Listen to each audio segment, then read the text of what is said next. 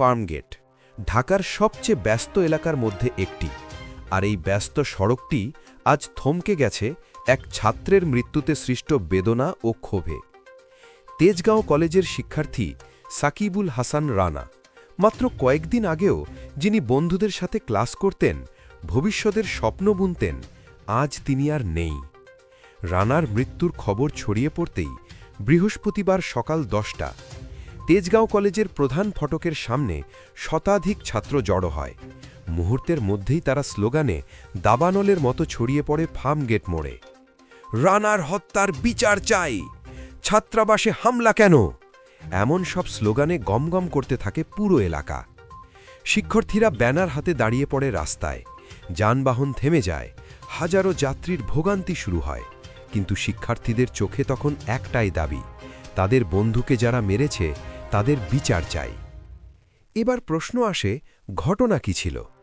জানা যায় 6 ডিসেম্বর রাত তেজগাঁও কলেজের ছাত্রদলের 2 গ্রুপের মধ্যে দফায় দফায় সংঘর্ষ হয় ছাত্রাবাসে।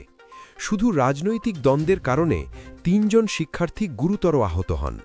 তাদের মধ্যে ছিলেন সাকিবুল হাসান রানা, বিজ্ঞান বিভাগ 2024-25, হৃদয় আহমেদ, মানবিক বিভাগ 2024-25, জান্নাত, আইডিয়াল কলেজ, মানবিক বিভাগ 2025-26।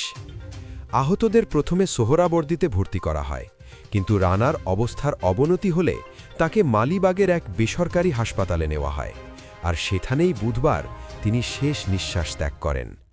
মর্মান্তিক, হৃদয় বিদারক। একটি পরিবার সন্তান হারালো, কলেজ হারালো এক মেধাবী ছাত্রকে, আর সহপাঠীরা হারালো তাদের প্রিয় বন্ধুকে।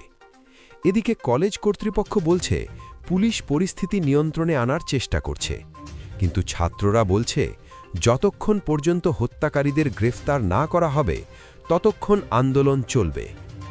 রানার মৃত্যু কি এভাবে চাপা পড়ে যাবে, নাকি এই হত্যার বিচার সত্যিই হবে? এমন সহিংসতা কবে থামবে?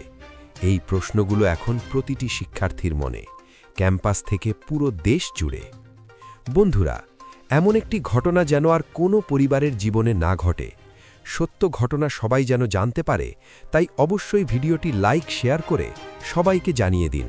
আর সময় মতো এমন বাস্তব সংবাদ পেতে চাইলে চ্যানেলটি সাবস্ক্রাইব করে পাশে থাকুন।